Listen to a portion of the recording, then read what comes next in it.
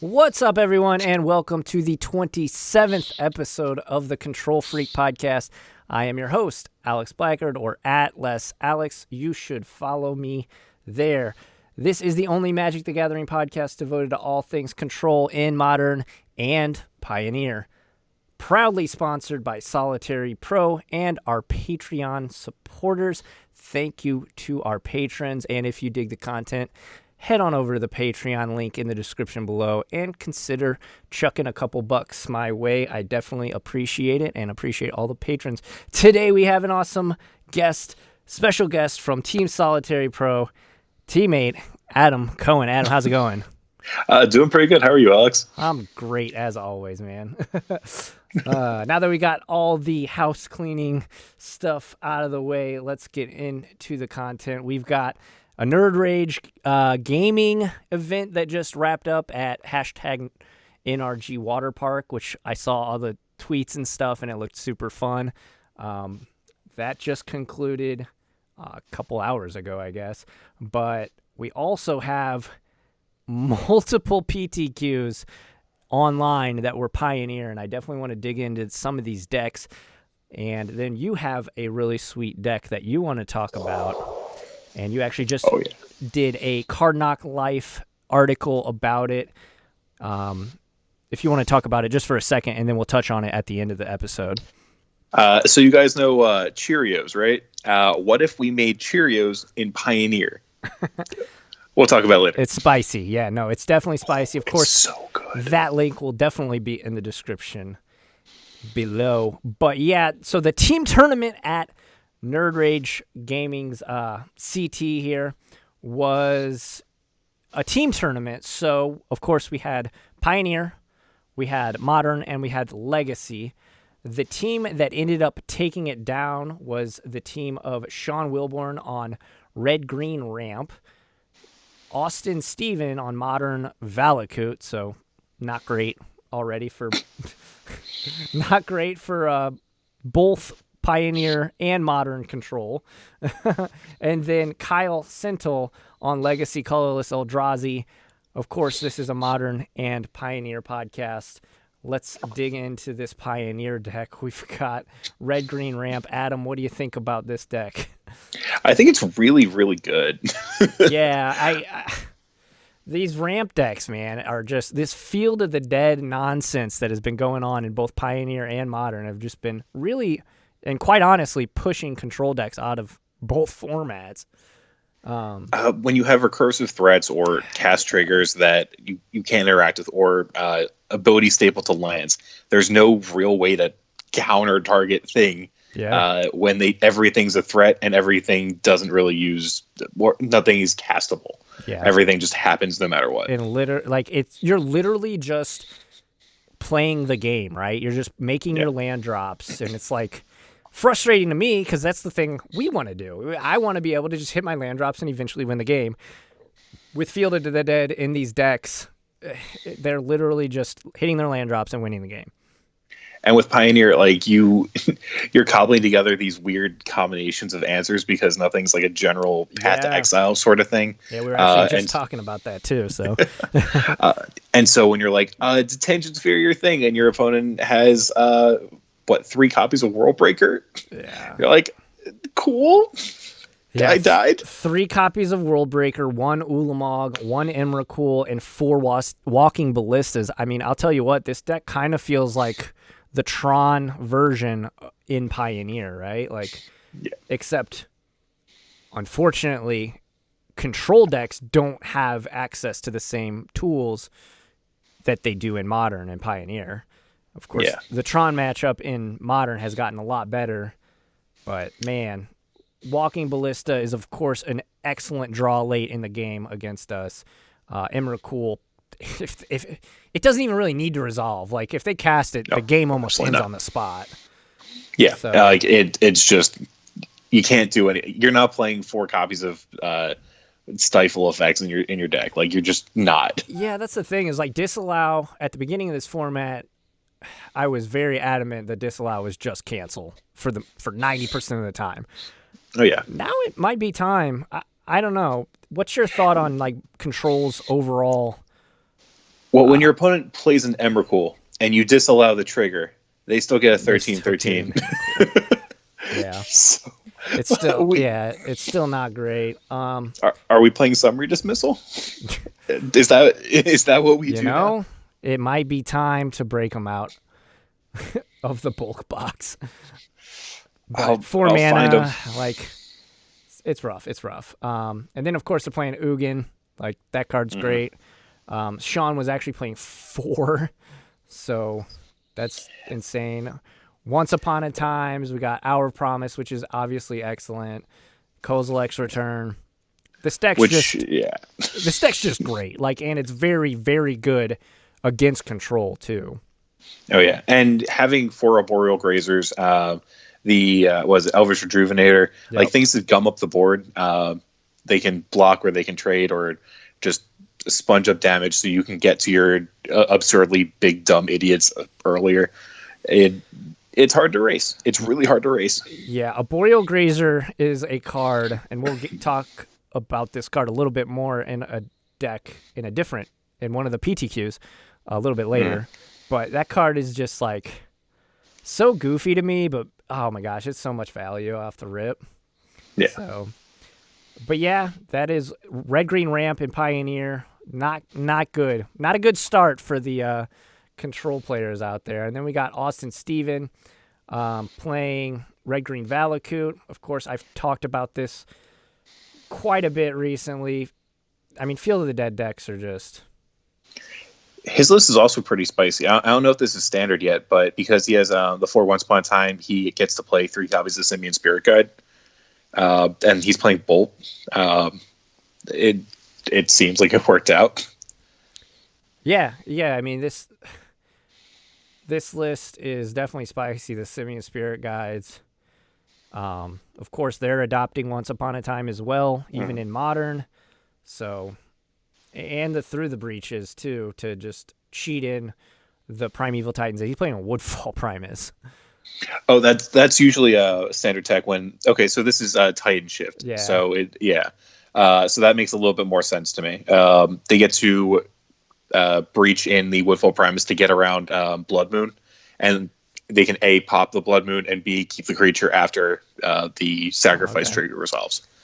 Yeah, that makes more sense. Yeah, I actually played against him in Indianapolis. He's actually local to my area in St. Louis, and I actually did beat him at the Open, but it definitely wasn't easy. But yeah, he's got some great Fail Zummers in the sideboard. What else is in here against us? Chandra, Awakened Inferno. Yep, that's rough. I mean, that's real rough. Yeah, this is definitely a deck that is just very, very powerful right now. Any Titan deck, if you're playing Modern, you might want to check out any Titan deck right now, because Amulet's very good. Amulet's very hard to play, like in terms of difficulty, skill level to play, but yeah, just cheating in Primeval Titans is always good. And then we got Kyle Sentinel, Legacy, Colorless Eldrazi. We'll just kind of go over it. It's a bunch of Eldrazi. I mean, he is playing Simian Spirit Guides. Looks like the standard array here. It's pretty typical, and I don't like to really get into Legacy too much. It's not my forte, and I'm not gonna BS anybody into thinking it is. So, and then in second place we had the team of Warfield, Hand, and Harney. Yeah, I mean, all SCG grinders. Yeah, all SCG grinders. No surprise here. Ali was on Mono Black Aggro, which is, of course, the deck I've been shouting from the rooftops that it's actually good and it's not just, a flash in the pan. This deck's, I mean, it's got a pedigree now. It won the first PTQ.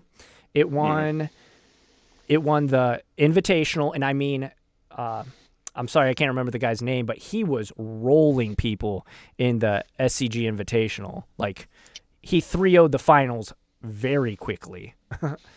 God, what was his name? Chris Barone, I think it was. Barone was his last name. I remember that.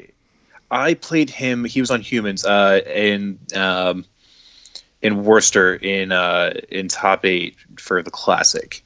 I was on blue white, and he just kind of rolled me. Yeah. This mono black deck is no joke. There's been talks, little rumblings of maybe Copter getting banned. I don't know. Should it? I don't think it should. So now that now that this podcast is about Pioneer as well, we do, because they have announced that they're going to make bannings every Monday. This comes out on Monday, so it's like kind of poorly timed. But I don't know. I think that once upon a time you have to address first, right? Like, oh yeah, once upon a time should not be legal in this format. It should not exist. It should not. Yeah. But I think this is a very fair deck. Like, I don't think that there's anything wrong with it. It might be putting up results, but I think it's fine.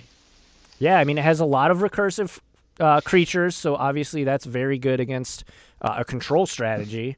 But, I mean, there's nothing egregious here except for, I mean, you can make the argument that, because Copter was banned in Standard, there's already precedent there.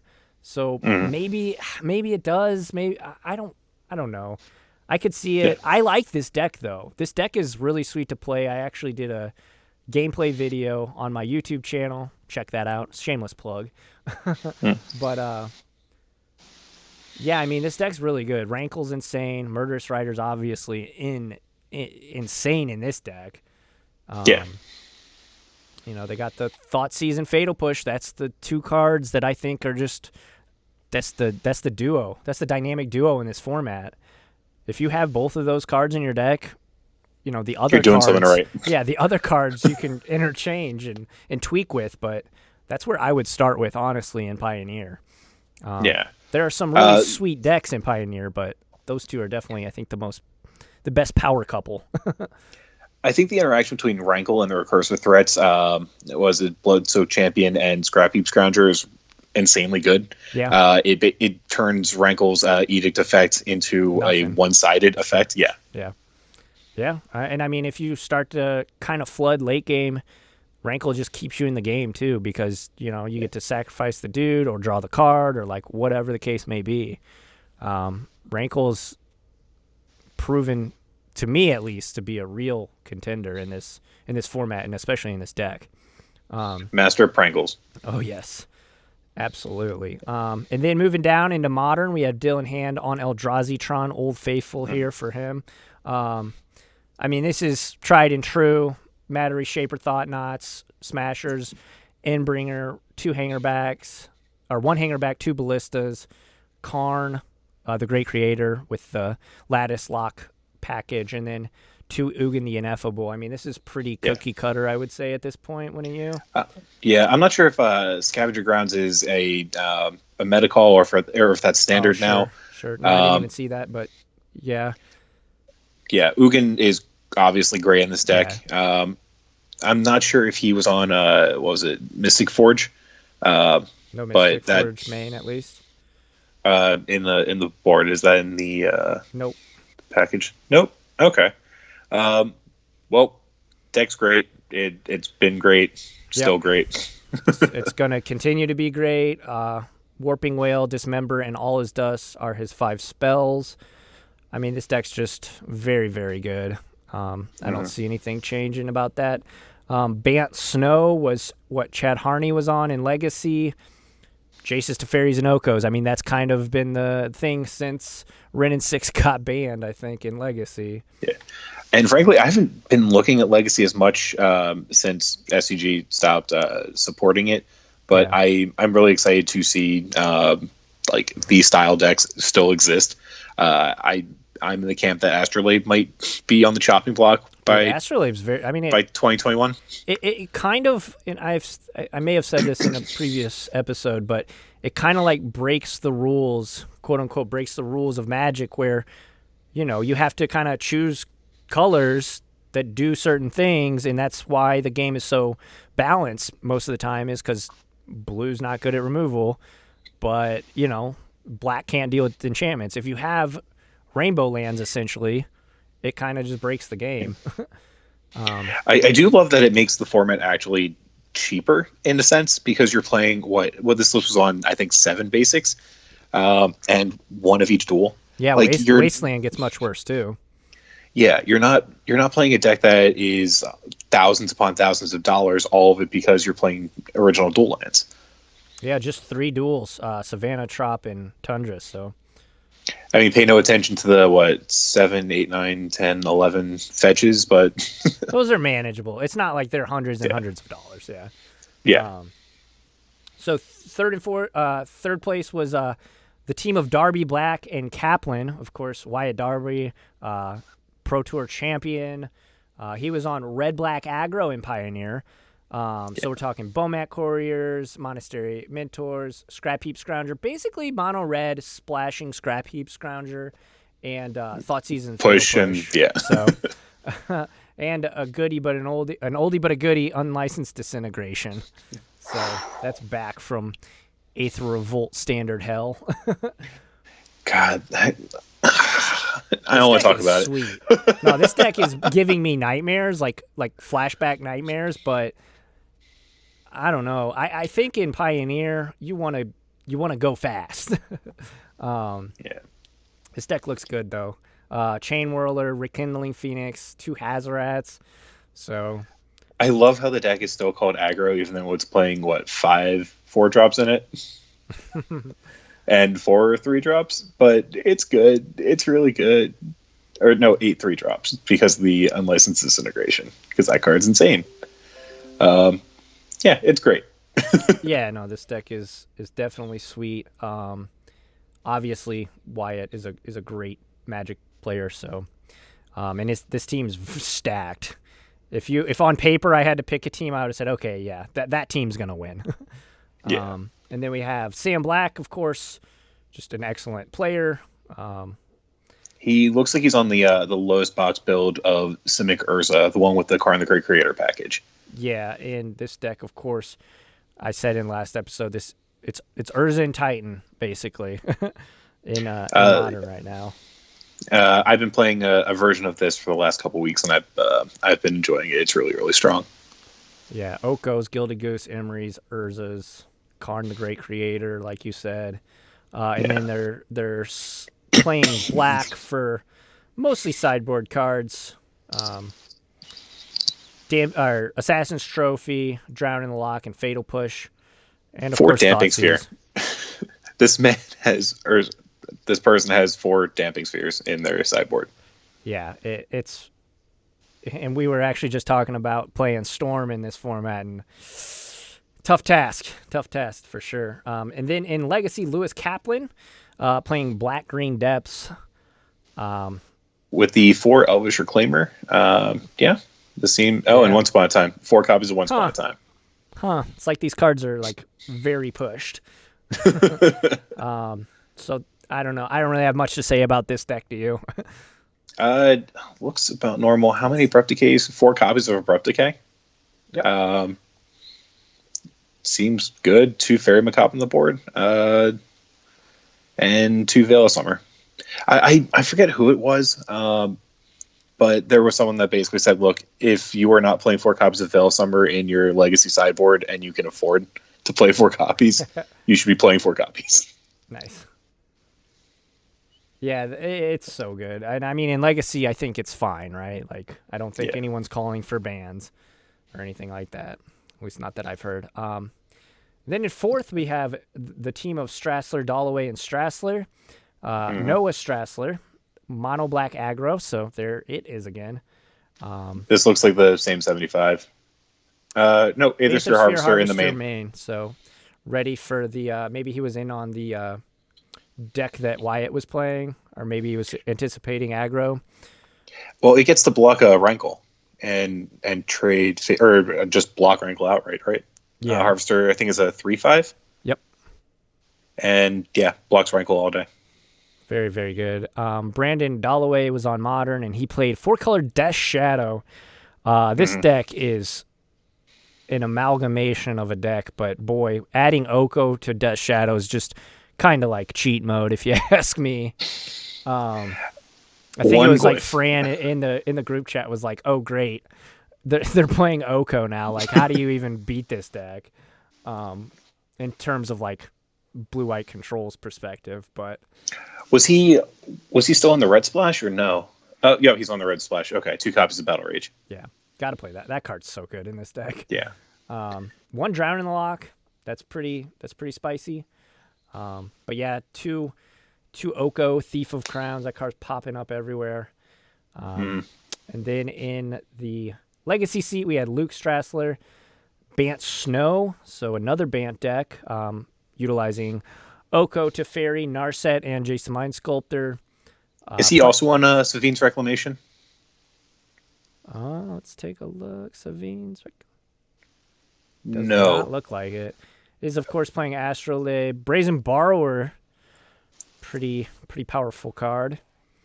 The list we were talking about earlier, I noticed that Savine's Reclamation is essentially a Sun Titan spell for, I think, 3 mana or 4 mana, and Flashback, which picks up 2 things. So you get a card CMC 3 or less from your graveyard back to play. I think it costs 4 on the front end and 5 or 6 on the back end. But it's really, really good when you're playing with all these Planeswalkers. You just get to rebuy them from the graveyard. Oh, yeah. And that's mostly what I wanted to talk about in this tournament. I don't know if you had anything else. A lot of the other decks in Modern are going to be either Urza or Titan variants, whether it be Simic or Sultai. And then in Pioneer, you had Mono Green Devotion and Mono Black aggro. Yeah. So not too much difference between the builds. Obviously, Legacy, there were some different decks, but I'm not going to get into those too much. I don't want to really do Legacy stuff on this podcast too much. So that's fair. Unless you have anything else, we have quite a few tournaments to get through. So yeah, I'm good. We can talk real quick, I guess. Pioneer, there are a couple different pillars that you can be playing in. One of which is Llanowar Elf into Big Dumb Green Thing, or Big Dumb Blue Thing, or Big Dumb Red Thing. Yeah. And cool. And then the things that beat those, which are your Thoughtseize Fatal Push decks. Yep.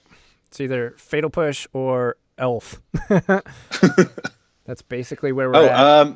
Actually, Matt Bamonte's over here in this. What is this? The Nerd Rage gaming event still? Yeah, Bamonte, Washburn, Moses, Triagos. He played Mono Black aggro in Pioneer. Amulet Titan is what Washburn Moses was on. And then Tragos was on Sultai Delver in Legacy. And for the most part, these are all pretty stock. Kalidas. Matt was playing 2 Kalidas in the main deck, which is pretty spicy. And 2 Harvester. Yeah. So, oh wow. Okay. So yeah, definitely a little bit of variance here. The other decks were running Kalidas in the board. It looks like he swapped those out for just more streamlined Disruption. So 4 Duress, 4 Noxious Grasp, Dark Betrayal. Yeah, this is all just removal. Yeah, I don't hate that. I think it could be kind of awkward just having played this deck a bit. Having Kalidas be a 4-drop, you're recurring your dudes all the time. I don't know. Just from what I've experienced with the deck, is a 4-drop is like, definitely you don't want to go above 4. Like, I would not play a 5-drop in this deck. Oh yeah. But yeah, that was the Nerd Rage gaming CT in November. So that just finished, I think, yesterday. I might have said at the beginning of the show it ended tonight, but it ended yesterday. And yeah, it's so cool too, because they're at literally a water park. So. Oh, are they? The hashtag was NRG Waterpark. That's so cool. Yeah, it's like it's a huge indoor water park. Yeah. So congrats to the team of Wilborn, Steven, and Sintel for taking that down. We're probably going to be on this podcast. I want to focus on the Nerd Rage stuff because I'm from the Midwest, so these tournaments like do affect me. I don't know where most of my listeners are from, New York and stuff, I think. A little bit in Canada too. So shout out Canadians. But yeah, moving on to the PTQ that was today. We had 2 today, which is wild that there was 2 Pioneer PTQs. And then there was one on Saturday.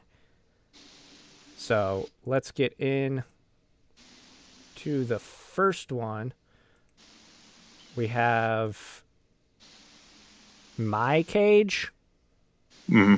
I believe, is who took it down. Yeah, with it's good old blue-green. Blue-green food. Blue-green food, yeah. Turn 1 dork, turn 2 Oko, turn 3 big dumb idiot that you can hold up stubborn denial with. And then you kill them. Must be nice. Yeah, this deck is, I mean, like we said, Elf into Oko is very, very strong in Pioneer. I'm just like over here waiting. Like, when's the control deck gonna have its outbreak? Like, what do you think needs to happen in this format for Oko? Jesus Christ, it's everywhere. For control to have its day in the sun. Well, we did actually at the Invitational. The second place player was on this 30 lands, like 4 Supreme Verdict, like Field of the Dead deck. It was just this like very long control deck.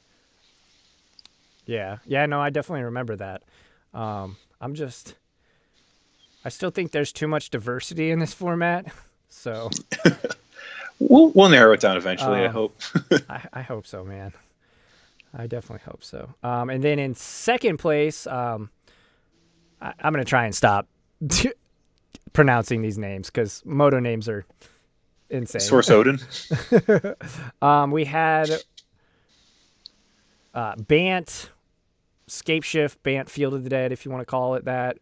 Teferi Time Ravelers, Arboreal Grazers, 1 Hydroid Krasis, 1 Scapeshift, the usual. I mean, Supreme Verdicts. Sphinx's Revelation, which, hey, that's our background. If you're watching this, it is our background for today's episode. I wish that this was more islands. 3 copies once upon a time. Seems weird, right? Yeah. Why not just play the 4th?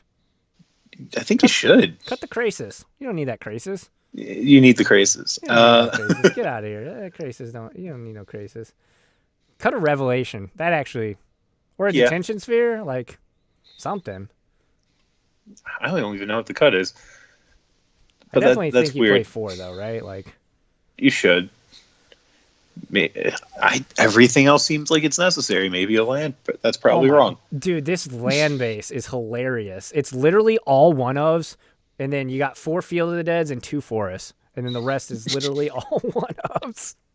Yeah. Oh, man. What is this format right now? And then in third, we had another blue-green food. Real exciting stuff. In fourth, we had Jeskai control. So there is hope for us. McWinsauce taking it home to the top 8. He's playing 1 Narset. So let's kind of pause and take a look at this deck because this is the bread and butter of the podcast here. We have... What are these spells? 1 Narset, right? 1 Narset. 2, oh my gosh, yeah, the spells are... 1 Narset. 1 Narset. 2 Teferi Hero of Dominaria. 4 Teferi Time Raveler. Creatures. 1 Brazen Borrower. 2 Fae of Wishes. It's insane. I love it. 1 Torrential Gear Hulk. Yep. 2 Anger of the Gods. 2 Verdict. I get this. I kind of understand this because you need to be able to exile the mono black creatures. Like I get the split here. I'm into it. And it's then we just get spicy. the tension in the colors. The 1 red into 1 white blue. Right. And then we have 2 Abrades, which makes sense. I mean, 3 damage and it kills a copter. That's fine. 2 Censors. I still like Censor. I see a lot of 5-0 lists, a lot of 5-0 control decks, cutting Censor and stuff. I still like that card. People are still trying to run up the curve. It's good. It's never bad. It's like fine at worst, right? Yeah. Then we got Dig Through Time, 2 Dig Through Times, 1 Hieroglyphic Illumination, 3 Magma Spray. Very important here because it exiles. Remember that Magma Spray exiles 1 Negate, 4 Ops, and 2 Sinister Sabotage, along with 1 main board, 1 Pithing Needle main deck, which makes sense. It hits copters and it hits planeswalkers. I saw a meme on Twitter that was like, yeah, this format is planeswalkers dot format. So search for Azcanta and Detention Sphere. So, I mean, McWinsauce, obviously, if you have been listening to the podcast or just pay attention at all to Moto results, he is a very good player, one of the best on Moto for control. Routinely a point leader. Yeah, absolutely. So the numbers are interesting. I will but he knows his stuff. He definitely knows his stuff. The mana base is also pretty interesting. He's playing an Inspiring Vantage, a Mystic Monastery. So that's the tap land from Khans of Tarkir. So it's the Jeskai land. We have Sulphur Falls, Steam Vents, all the usual suspects. Spire Bluff Canal. The fast lands are actually very interesting to me. Yeah, I'm not sure what the actual math has determined. This is what your split should be between fast lands and check lands and shock lands, but yeah, I do not know that information. It looks like he's also on 2 Field of Ruin. Yeah. Yeah. Field of Ruin, only 2 Fable Passage. It's interesting. The mana bases to these 3-color just 3-color decks in Pioneer are always interesting to me because you really do have to do some, like you said, some math. Take it to MTG deck stats is what I always like to use and see what what the breakdown is. I'll just wait for Frank Carson to write an article about it. Yeah. Just tell me what's right. His sideboard is a bunch of 1-ofs and then 2 Crumble to Dust. So he's got 1 Field of Ruin, 1 Narset, 1 Pithing Needle, 1 Verdict, 1 Chandra Awaken Inferno, which I absolutely love. Yeah. 1 Crucible of Worlds, 2 Crumbles, 1 Devout Decree, 1 Disdainful Stroke, 1 Veto, 1 Possibility Storm. Holy smokes. 1 Rip, 1 Solemnity, and 1 Wear Tear. So he's kind of taking the modern sideboard approach and just instead of stacking up 3 or 2 or 3 cards on a certain matchup, he's just kind of got an array of cards to hit pretty much every deck. Well, I mean, also part of that feeds into him playing a field of I can't say Fae words. Of Wishes. A Fae of Wishes package. So a lot of these are just okay. I need a surgical answer for X problem. Yeah, no, definitely. I like it. I don't know. This deck is definitely something I'd be willing to try. Brazen Borrowers. Yeah. I mean, Brazen Borrowers been so good. Gear Hulk, I dig that card. The Fae of Wishes, I actually did a Fae of Wishes video with Blue White, and Fae of Wishes is the real deal. It's really good. It's especially good in a control deck where you have these silver bullets in your sideboard.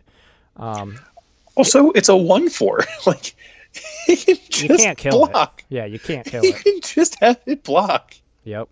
And of course it is a flyer. It's a fairy. So, yeah, I mean the list I played didn't have nearly of a wish board per se, but yeah, I mean he's really got this thing tuned. It looks like to take down pretty much anything. I mean he's got game against everything. Rest in peace. What is the Possibility Storm for? You think? Can we go back to his spell spread? Let's see. Yeah. Possibility Storm though seems kind of out of left field.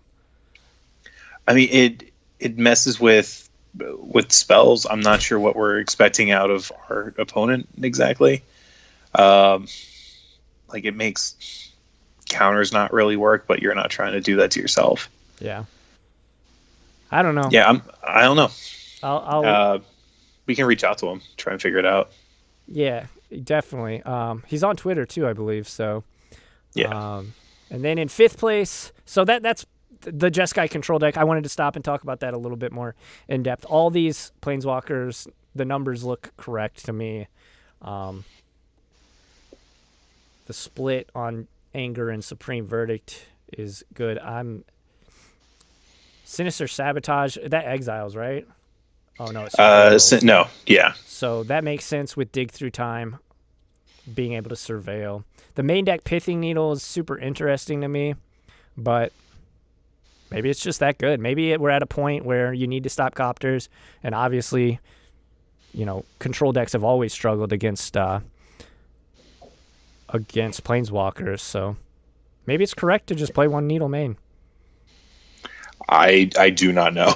I have not tried playing Control in this format. I haven't played too much Control just because I'm trying to learn a little bit about all the decks. But the first deck I picked up for the format was Simic Nexus. Yeah, actually, same. Before it went live on Moto, me and my buddy played Freeform, and I had Simic Nexus. So, but moving on to 5th place, we have this red-green aggro deck that is just, I mean, it's almost standard red-green aggro, other than like the Mystics and the Glory Bringers and the Rabble Masters. Yes, it's the blue-green list, except we swapped out the blue for, okay, we're playing a turn 2 Rabble Master or a turn 2 or Lovestruck Beast, or some threat, followed up with a big dumb 4-drop, and then there's an Embercleave. Yeah, Embercleave is insane. This card is nuts. It jumped, of course, at the PT. It was like $2, and then it jumped up to like 10. So Embercleave is insane. And oh, hey, look, Once Upon a Time. As a 3-of. As a 3-of, which is weird, but yeah, it's almost like this card is about to get banned tomorrow. And then we have really Strong Sad. So of course that's Todd Anderson playing Old Faithful. So turns out even if you hit this deck with a bunch of bans, it really doesn't matter too much. Nissa and Vivian gonna do what they do. 2 Rex Sage in the main is an interesting change. 2 Rex Sage in the main, yeah. Artifact or Enchantment. The Possibility Storm combo deck, I guess, is pretty good. They pop off the same turn that they play it. I guess it's there specifically to hit like Copter and Heart of Kirin. Oh, sure. But and I guess Ballista, because you don't really beat that. But yeah, they were playing like 3 to 4 copies of that style of effect in the sideboard in the previous iteration. All right. Yeah, and then Ulamog, and I mean, these decks are just like, what you gonna do? What you gonna do, brother? Like, and then we have in 7th place we have Mono Black. Only 2 Thoughtseizes. They're in the board. They swapped them out for the Aether Spheres, and so they just swapped 2 out for the Aether Spheres. That makes a little bit of sense. Green Black. This is Green Black Field of the Dead, so just a generic Field of the Dead, but they're playing Murderous Riders, Fatal Push, and Ultimate Price and Legion's Abrupt End. Decay, Legion's End. No Thoughtseizes, which is cray, but... Are they in the board? Yep. ×4. Okay. And then we got Vraska's Contempt, Ulamog, Thoughtseize, Oblivion Sour. Oblivion Sour seems nuts in this deck. Yeah. It's so good. I don't know how the other ramp decks weren't playing it. Yeah, now I'm just kind of scrolling. It's a bunch of ramp decks. Mono Black, ramp. A Bant Field of the Dead deck, more Bant. Yeah, so this deck is pretty much just a bunch of the same that we see in the top 8. Trying to see if there's any. We have this 25th place. Looks like it's a Soul Tie Control, but yeah. Oh yeah, so this is the deck that week 1 was like popping off with Oko's Liliana Last Hope and Vraska Golgari Queen, but it's really fallen off. I think as the format has progressed, decks started to get tuned and kind of pushed it out, but put up a good. They call it the Jund of the format, and like Jund of every other format, it stopped seeing play. Here's a spicy one. We have This is Just Guy Fires.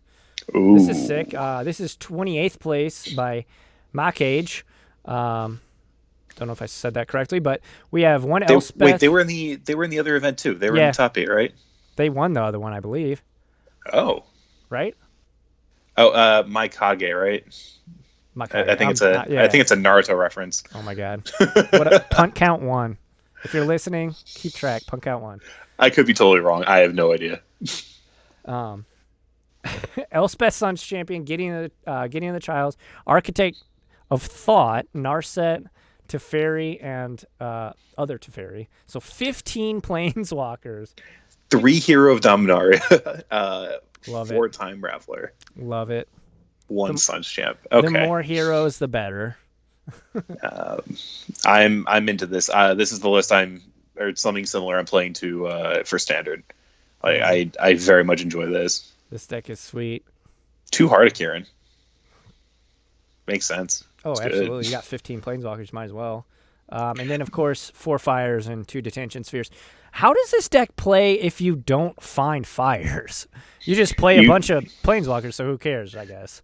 You play like 10 Wrath effects in the main, and then you play a planeswalker. You stabilize, and then you play an idiot that kills them. Makes sense. Gaia Reach Sanitarium, one of your faves in the sideboard. I will sign any copy of Gaia Reach Sanitarium or Teferi's Puzzle Box you provide to me. Hell yeah. That's all I'm saying. Days Undoing in the sideboard. That's hot. It pops off with Narset, and you can tutor for it with Fae of Wishes. With Fae. Yeah. So they're playing. Their only creatures here are 3 Fae of Wishes. Of course, all these lists will be in the description below, as always, but I just like going through them. We got more ban. Yeah, I mean, so that's that PTQ. Do you have anything you want to say about this one? I'm good. The other one had a list I really want to touch on. I'm pretty sure they took down the event. And I think that's our next thing we're talking about. Yeah, so this was the other one that concluded today. Phil Hellmuth. We confirmed it's not the poker player. They won with it's white, green, humans? Knights. Yeah. This deck is insane. I mean, we have a claimed contender as a 4 of in a PTQ winning deck list in a Pioneer tournament. Are you kidding me? And then Huron's Grace Champion. Do you want to kind of explain this one a little bit? Yeah. So remember Shadows over Innistrad Standard? Unfortunately, yes, I do. So this is a 4-drop. Was it a 3/3? Can we scroll over it real quick? Oh, yeah. So 3/3 for 2 green white flash lifelink. When it comes into play, other humans you control get +1/+1 and gain lifelink. But it's a knight, and so is every other creature in this deck. So you get to play all of them plus Once Upon a Time plus Circle of Loyalty. And aggro your opponent out because all of your creatures make your other creatures get bigger. Yep. So just a rundown of the numbers for the creatures. There's 31 of them, which you would expect in a white weenie deck. But 4 Acclaimed Hero, 4 Dauntless Bodyguards, 4 Huron's Grace Champion, 3 Knight of Grace. Couldn't fit that 4th one in for some reason. 4 Knight of the White Orchid, 4 Thalia's Lieutenant, 4 Venerable Knight, and 4 Worthy Knight. Something nice to real quick. Something real nice to talk about. Knight of the White Orchid, because of the wording of it, does not have to get a basic plains when it comes into play. If you have less lands than your opponent, you can search for a plains. So it gets to find Temple Garden. Yep. In this format, and fix your mana that way. Oh yeah, and then of course they're staring us right in our faces for Once Upon a Time, and then of course they're playing History Benalia. Like, why wouldn't you? Yeah. Knights deck. Pretty good. And of course, Seems they're playing real good, Mutavaults, one in the sideboard even, to finish out the play set. Down into second place, it looks like red-green aggro. Playing Domri's Ambush. And Vinemare. Vinemare. Oh, yeah, so this is... 2 green for a hexproof 5/3.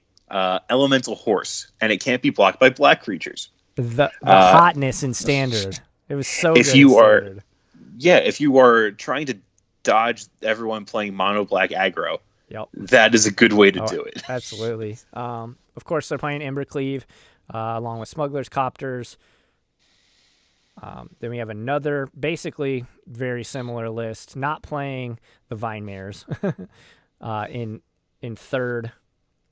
And then in fourth, we have the deck that both you and I wanted to talk about. This is a deck that in Modern we both, we cooked up a little bit and played. We tested almost all week for that tournament. Oh, yeah. So this is a deck that's goes without saying at this point is kind of near and dear to both me and Adam's heart. It plays 4 Lotus Field. So Lotus Field is from M20. It's hexproof land. Enters battlefield tap, and when it enters, you have to sacrifice 2 lands. But when you tap it, it adds 3 mana of any color. So kind of a Black Lotus style effect. But what the heck are we doing with this this land? How are we cheating it? Vizier of the Tumbling Sands cycles, and when it does, you get to draw a card and untap target permanent. Hidden Strings has Cipher, which no one knows what that does, but mainly what it does is you get to tap or untap a permanent, and then tap or untap another permanent. So, and then Pour Over the Pages is a 5 mana, draw 3, and then untap up to 2 lands, then discard a card. So, if you can't tell by now what this deck is trying to do, it's trying to, and there's 4 Fey Wishes main. So basically you get down your Lotus Field and then you start twiddling. So it's great. The gist of it is you're going to generate a bunch of mana, and you're either going to play an Omniscience or you're going to use Fey of Wishes to find an Omniscience, which then lets you that card. Use another Fey to get Enter the Infinite. You draw your deck, you put a thing back, you find Jace Wielder of Mysteries, which is basically a Lab Maniac. If you draw out your deck, you win. Play the Jace, and then mill yourself for lethal. Yep, it plays Ugin Spirit Dragon. It plays Fogs if you need them in the sideboard. Anger of the Gods. Enter the Infinite, though. Like, come on, let's go. This deck is spicy. I saw this deck today, and I was like, okay, I'm definitely making a video about this, so don't get it twisted. I'm for sure making a video about this. I don't know when, but definitely going to make a video about this gameplay and everything, not just a deck check. So look for that. My first Legacy deck was Omnitel, which just like this, yeah, you want to cheat an Omniscience into play and play a bunch of dig through times to find all of your combo pieces. This is near and dear to my heart. Oh yeah, and it plays Lotus Field. Like, let's go. This deck is like. I also played Sneak and Show in Legacy, so it has Twiddle and Show and Tell. Like, let's go. You can't beat this deck. This deck actually does look good, though. I actually do like this deck, and I don't think it's like a one-hit wonder. In the other, this person came in 4th. There's another person I think in 8th place, with a nearly identical list. Yeah, so let's go down the line. There was Simic Food. Boring. Bant Lands, boring. More red-green stuff. And then here it is. Yep, in 8th place. Is this the exact same 75 too? It looks. It is. It looks like it. Lost. Oh, they're playing one Lost Legacy. That's okay. That's literally the only difference.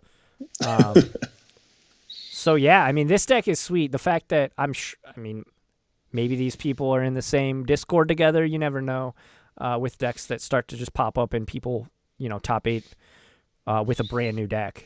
So, yeah, I mean, this deck looks sick. It's playing Sylvan Scrying to actually find the Lotus.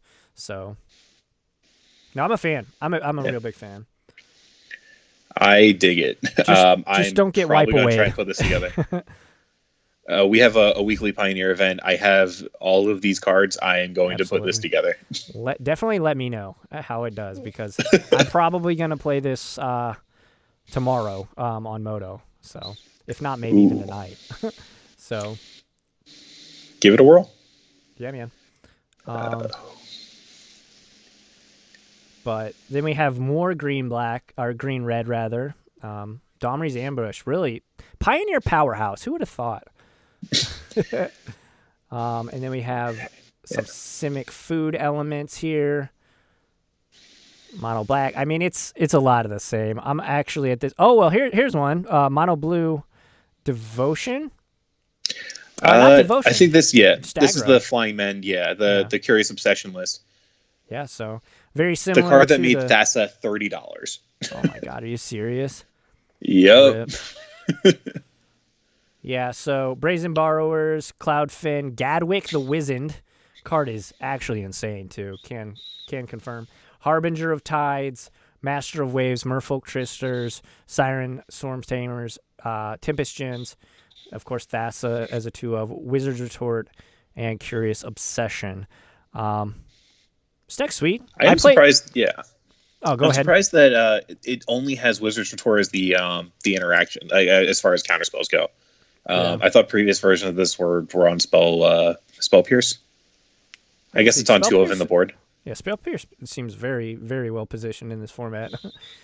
Yeah, I don't know. They trimmed the fat, made it more, maybe added more creatures. I mean, they have like Storm Tamer, which is like something. So, yeah. No, I actually played Mono Blue Aggro. I played Mono Blue Devotion back in Standard, so I like seeing Thassas and Master of Waves being played again. That's pretty cool. Then we have Simic. Yeah. This is like the Simic Nexus deck, or not Nexus, Nykthos deck. Yeah, it's literally just the green Devotion deck, but they slap some Okos in it and and a couple stubs. And then we have green black, green blue food, green red aggro, mono green Tron, basically. No, it's the Field of the Dead, mono green Field of the Dead with 3 Oblivion Sower. So feeling good about that. Yeah. No, I mean, I think that card's very good, and these decks should be playing it probably a little bit more because it's only 6 mana and its ability is insane. Oh yeah, you get to trigger your Field of the Dead 4 times? It's nutty. Yeah. Then we have some more Bant field decks. A lot of people playing the Bant field deck. A lot of people in my LGS are actually like starting to pick that up. And I think honestly that's probably last week's tech, if you know what I mean. Like this format's like evolving very quickly, right? Like it's a leapfrog effect. And I think right now you're probably on green black if you're like on the curve, and then maybe mono green is ahead of the curve. So that's just my take, just because Thoughtseize and Fatal Push are just so good. We actually saw that at the Invitational too. So the majority of decks that made day 2 were a very specific build of like mono green ramp and green black hardened scales. And then for the Pioneer PTQ that followed it, everyone kind of reconfigured. We changed the style of hardened scales. We changed like the main board sideboard slot for ramp, and there was like you had the metagame iterating. It's so fast at the same event. Yeah. Yeah, that's insane.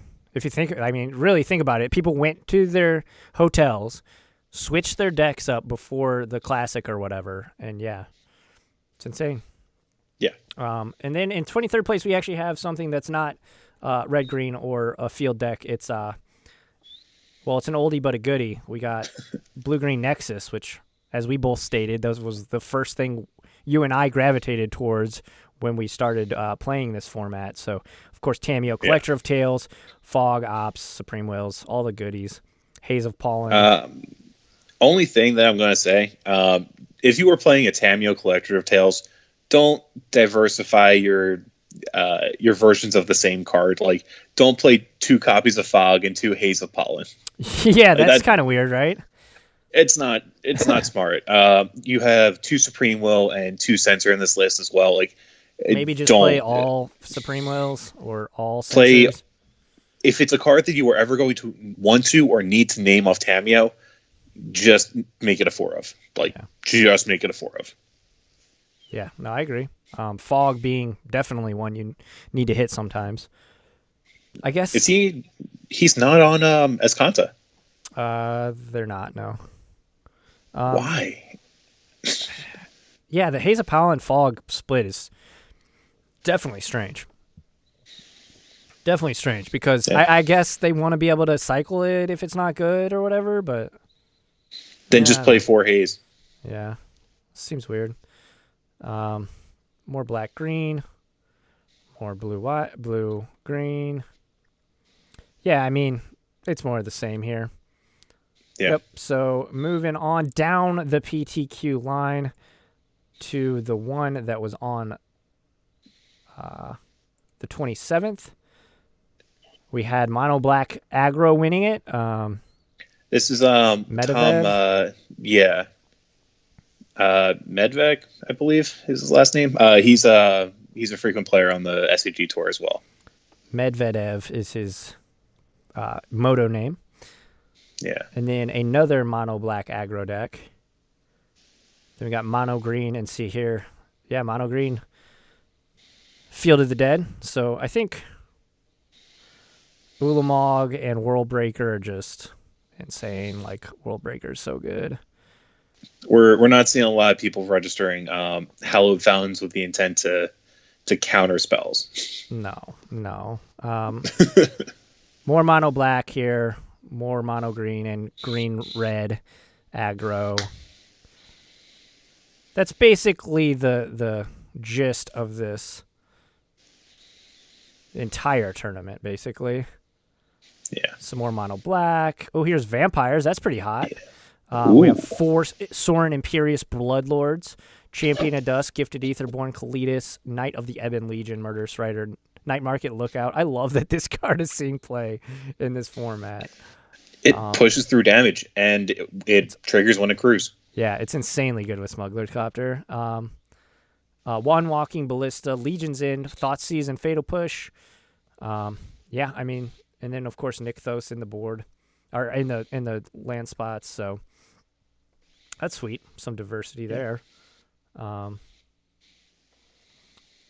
land decks, Mono Black. Here was a very similar deck that Wyatt Darby was playing at Nerd Rage with Black Red Aggro with Unlicensed Disintegrations. Mm-hmm. Another Fires deck here, playing Chandra Torch of Defiance. They're playing 17 Walkers. Holy smokes. Chandra's real good. Yeah, Chandra's real good. Those are actually this is the same exact Planeswalkers, except they tacked on 2 Chandras. I like the idea of being able to play a Chandra and then immediately taking up into, or not immediately, being able to next turn play a Teferi Hero Dominaria, or Chandra take up cast Heart of Kirin. Yeah, I mean, Heart of Kirin seems like just perfect in that deck. But yeah, that is let's see, we got one more here to get to. This is the PTQ that was on the 27th, so just a couple days ago. Is this what we were just looking at? Yeah, it looks like it. God, if it isn't, I'm afraid for this format. Okay. Because the top 2 players, yeah, I recognize the names. All right. There we go. Mr. Satan taking it down with green-black field. Pretty common stuff here. And then mono green, or no, this is Bant Field. Yeah, this is the other one we were looking at, because McMunsauce is in 4th. Oh yeah, okay, so maybe we looked at them all. Did we just look at them all and just like? I'm like in I think we did them twice, dude. I'm in the zone right now. I'm just like clicking through all the tabs, wanting to get everybody. Yeah, okay, that is 4 actually. Okay, so we did it. Yeah, we did it. We got there. So yeah, that is all of the PTQs. There was a bunch of PTQs. I know this is kind of a longer episode. I usually try and keep it to right around 40 minutes, but a lot of PTQs. There's a lot of Pioneer PTQs, a lot of stuff to talk about. Obviously, if I were to say the state of Pioneer right now, red green aggro, obviously excellent. Mono black aggro, I've been saying that deck's the real deal for some time now. Obviously, the Field of Dead decks, you can kind of pick your poison, but I would probably either be on mono green or green black, just because Thoughtseize and Fatal Push are great. Murderous Rider's great. What are your takeaways from all of this information we just dumped on everybody? End of the day, if you want to level 0 here, you're going to want to play a Llanowar Elf deck. A turn 1 Dork into a turn 2 threat, and your opponent can't keep up because the removal is just not there in the format. Yeah. If you want to specifically target those decks, you then play your mono black aggro deck. The thing that can put on consistent disruption, as well as a consistent, albeit not like super insurmountable threat. And then you can go above that altogether and play some sort of like field deck that is able to keep the board clear, and then just pump out some sort of inevitability. Yeah. And if you want to play the sweetest deck, you play the Twiddlestorm deck. Obviously. Ooh, God, it's so good when you get to go over the top of all of them. Your opponents just don't get to interact, and you just get to have fun. You get to cast Enter the Infinite. Like, come on, people. What are you... Come on. Like, let's go. I'm a fan of big dumb sorceries that you can't cast unless you're already winning. Oh, absolutely. Yeah. Win more. Let's go. Okay. So let's talk about this deck that you've been playing a bunch in Pioneer. I'll let you take it away. Cheerios, basically. Yes. So the idea is that we're playing Cheerios. There are 6 creatures in this format that have CMC 0. They're Expel creatures, so you have Walking Ballista, Hangerback Walker, Ugin's Conjurant, Chamber Sentry, Endless One, and God, I always forget the name of it. Stone Cold Serpent. Stone Cold Sherbert. So there we go. all of these creatures are reasonable cards to play by themselves, but the reason why we're playing them at all is because you get to go off with Rally the Ancestors, and based around the 2 creatures that when a creature dies, you draw a card. Grim Haruspex and Midnight Reaper. So once we hit one of our 3 drops, we just get to cycle all of our zeros. And each one, 0 mana, draw a card, play another one, refill the bit. If we have a Blood Ars variant, so our Cruel Celebrant and our Zulaport Cutthroat, we get to drain the opponent in the process. And so now that we have, let's say, 4 or 5 0-drop creatures in our graveyard, we can Rally the Ancestors, which is white X, bring back everything CMC X or less. Yeah. And then words that don't matter that basically get rid of them at the beginning of your next upkeep. Yeah. All of those creatures enter the battlefield. All of your 0 CMC things die immediately. They trigger all of your other cards. So for each Blood Ars you have, that will drain them 3, 4, 5 life. For each Midnight Reaper or Grim Haruspex you have, you'll draw 3, 4, 5 cards, and it compounds. So you have this deck that can just play on curve with all these X creatures, or as a backup plan, or I guess main plan, you can combo kill them. And because of the consistency of these effects, we have up to 8 copies that we can run of both of these, and up to 24 copies of the Expel creatures that we can run. You're not going to run out. Yeah. And one thing of note, too, this isn't just your typical rally deck. I've been seeing on Moto the rally deck that, you know, it wants to play like all the little value critters and all that. This deck is here to combo kill you and to do it very quickly. Rally the Ancestors is an instant speed treasure cruise. Effectively an instant speed treasure cruise that'll gain you life. What turn does this deck usually go off on, or want to go off on? The deck can go off on turn 4. It's pretty fast. So but most importantly, you can grind really, really well. Because you're gaining all the life, drawing all the Right. cards. Yeah. No, makes sense. So your opponent wasting a removal on a walking ballista or a hangerback walker feels terrible. If you have one of the creatures that lets you draw a card when a creature dies, they're doing it, or they can't do it profitably. And with Rally the Ancestors, X doesn't have to be 0. If you make it toward turn 5 and your opponent has dealt with all of your threats, they've made you discard a bunch of stuff. They have killed all of your creatures, so you haven't been able to get a big board up. Rally for 3 will get every creature from your graveyard back in one go, which will trigger all of your blood artists, all of your zeros, and all of your 3s. So it's a way to immediately get back in the game. Yeah. And if you are in a grindy matchup, you can just curve out with your X drops. After you've played your 3rd, 4th, 4/4, 5/5, or 6/6, your opponent's going to run out of removal, and you're just going to run them over. Oh, absolutely. No, it definitely looks sweet. Definitely a combo deck. Don't get it twisted. This isn't, though it can grind. It's not a grind deck. It's a combo deck. Yeah, your main game plan is to combo them out. The backup plan is you just get to play a fair creature deck that your opponent doesn't get to profitably deal with. Yeah. No, definitely. And then what does it typically struggle against? These cards, they are hard. So Eidolon the Great Revel is really hard for you to beat because you can't combo through it, and your opponent is able to put enough pressure on you and on your live tool that you won't really be able to stabilize. Also, Scavenging Ooze is able to make your rallies just terrible, and then it outpaces the size of your biggest things that you're curving out on. Yeah. That's one of the reasons why we have 4 copies of Thoughtseize, 4 copies of Fatal Push, I think 2 Brutality currently in the sideboard, to deal with the things that beat us.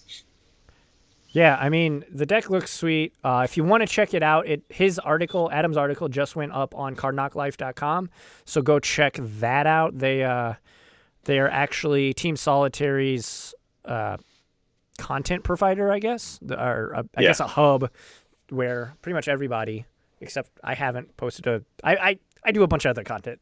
They'll be fine.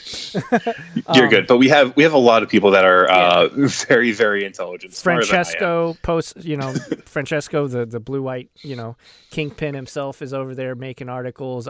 Tony, who I've had on the podcast before, makes articles for them. Zach, I think, has done several. So Zach Goldman. Logan also Logan's made several. He was just on the podcast talking about blue, white, and standards. So he's written several. I think he's probably done the most, actually, maybe. But check that out though. Cardknocklife.com is the place for that. Deck definitely looks sweet, man. It looks cool. It's so much fun, and your opponents have no idea what you're doing. Right? They have absolutely no idea. Wait, I'm dead. Yep.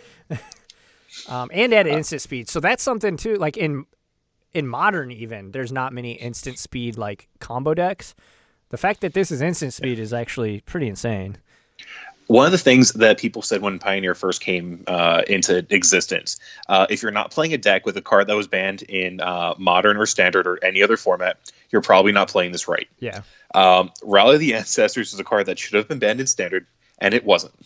Oh yeah, they actually went back and said, had they had the same philosophy as they do today, they would have banned it, Treasure Cruise, and Dig Through Time in Standard. But they just and Collected Company too. Oh my god. Yeah. So they have definitely changed philosophy, obviously, because they're banning everything left and right nowadays. But that might speak more to the power creep than anything else. But it's really resilient. It's really strong when you have your 8 of combo piece that works with your other 8 of combo piece and your 24 of combo pieces. Yeah, you can do whatever you want. It definitely looks sweet. I want to play it at some point. I've got so many. I'm backlogged on decks that I need to get content out there for. So, but yeah, that's pretty much. We'll make it happen. That's pretty much right. We can even do a stream together, maybe. Ooh. Yeah, maybe look forward to that. But yeah, do you have anything else for this week's episode? I think I'm good. This has been a wonderful experience. Let's do it again. Yeah, definitely. We'll have to do whenever Theros Beyond Death comes out. I think people enjoyed the last one we did for, what was it? War of the Spark? We did one. Yeah, Eldraine. We did Eldraine. Eldraine. It was Eldraine. You're right.